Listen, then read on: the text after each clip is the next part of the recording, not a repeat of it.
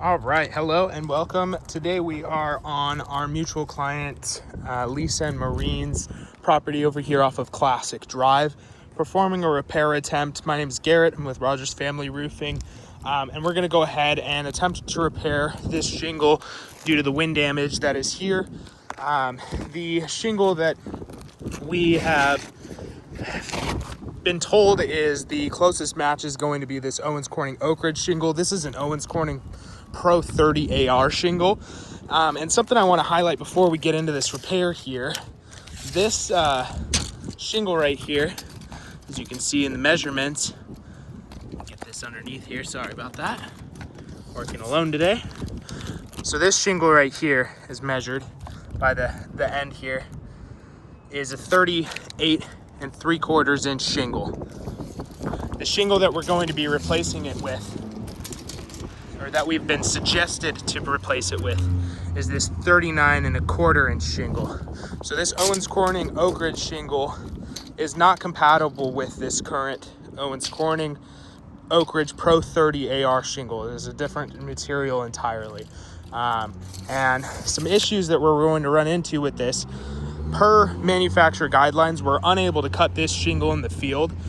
For documentation purposes, I'm going to go ahead and do that for us so that you guys can see full scope what we're dealing with as far as damage, and that the repairs as suggested by State Farm do not bring this back to a pre-loss condition.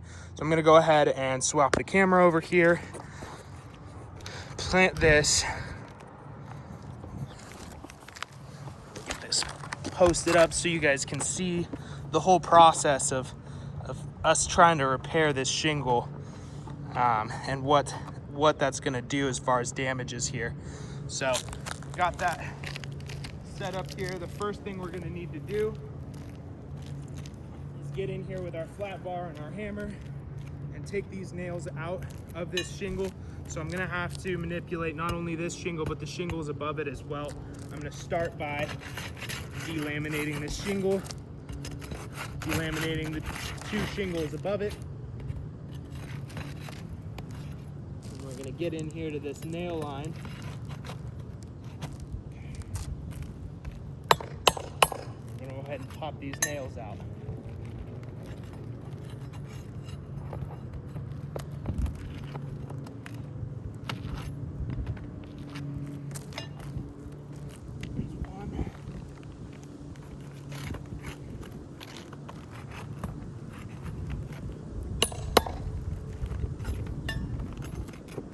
There's two.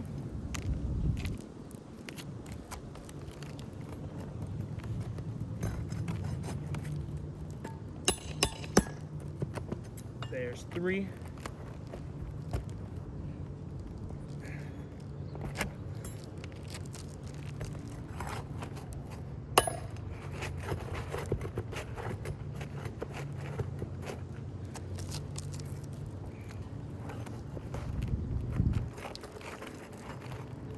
Something I want you guys to see here, as what happened with the shingle sample before it, this shingle just fell apart. So these Pro 30 AR shingles, they, for whatever reason, they keep coming apart on this line here. So I'm gonna go ahead and pull the rest of these nails so that you can see. We're gonna go ahead and get the rest of the shingle out of here, but wanted to highlight that this right here, unfortunately, is just falling apart more than it is anything else. I'm gonna go ahead and get these other couple of nails out of here, get the rest of this shingle free.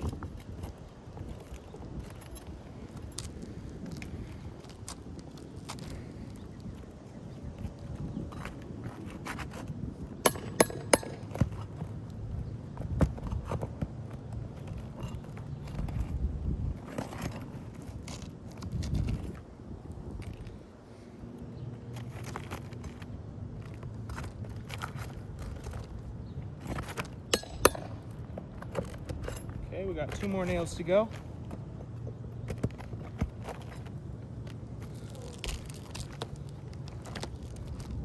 Excuse me, one more nail to go. Thank goodness.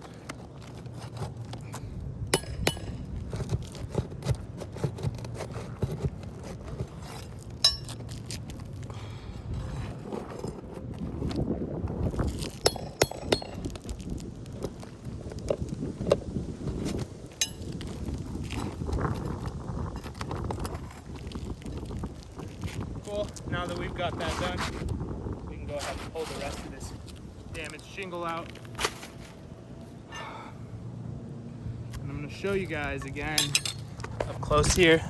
You see this other shingle is now falling apart and is not sealed. That isn't going to seal again. Again, for documentation purposes, I'm gonna go ahead and get this other one slid in here and show you guys what we're dealing with. Put the flat bar away.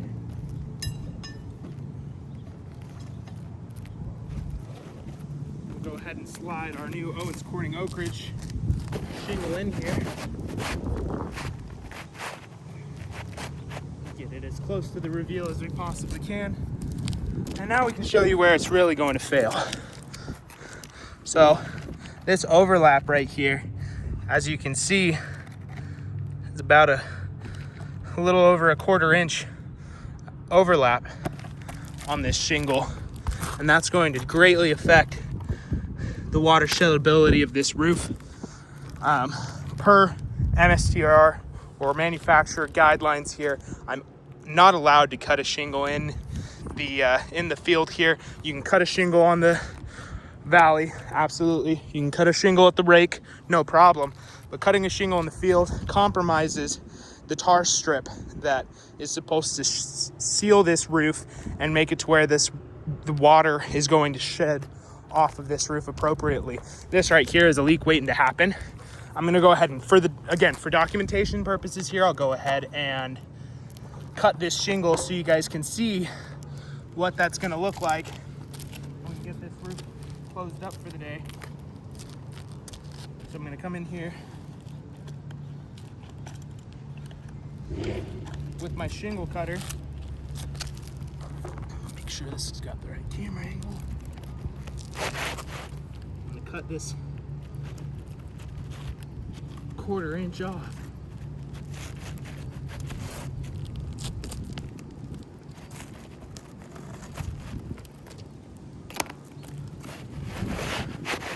Slid back in here.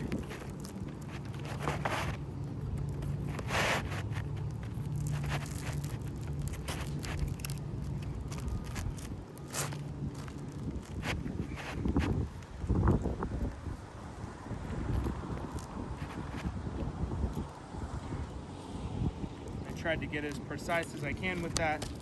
Now that we've got that done,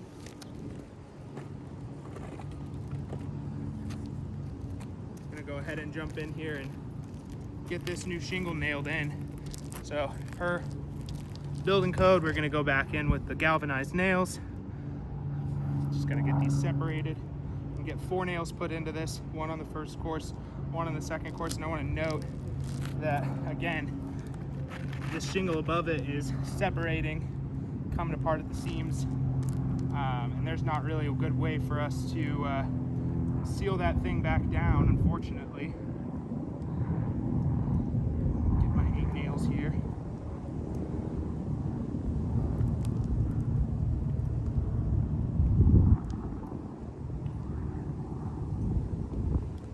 Sorry about the delay here.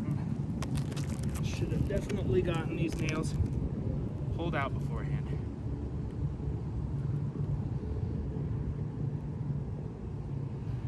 With me hand nailing this instead of using a nail gun, I'm doing that in an attempt to make this a little bit more gentle on the shingles. We don't, want to be causing a whole bunch of cascading damage, but as you can see, we've still got a lot of cascading damage going on. The bulk of that is going to be present here in just a second when I go to start nailing this shingle in. So now I've got my nails. We're going to go ahead and get this shingle nailed in here.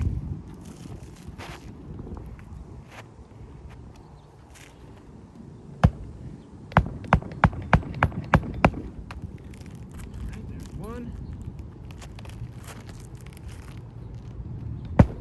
And I'm lifting this shingle above it just enough to be able to not strike the face of it with my hammer. I am trying to be gentle, not to, I'm not going to yank the shingle up. I'm not trying to crank on it here. Just trying to be able to get enough to where I'm not damaging the shingle above it.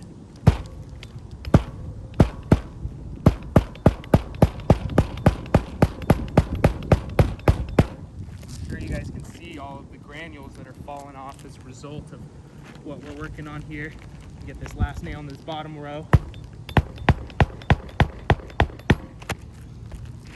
Right, now we've got the top. I'm gonna replace these nails that we've removed to remove that shingle.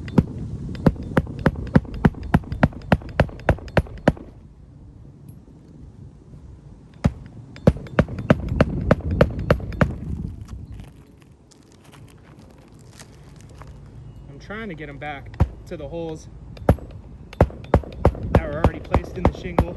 That is another concern that I have, is this shingle's tire strip is going to go ahead and seal back down to this one, but these ones right here, these ones are not going to seal back down at all. And that's another issue that we've got with doing a repair on this roof, is it does not bring it back to a pre-lost condition. As you can see, I'm gonna get a little bit more of a close-up here for you. So we've got a lot more granule loss. These shingles are, oh, look at that, falling out completely. Even with being fastened to the roof, we've got that issue with it being overexposed as well. This would be a fail. We would write this as a fail.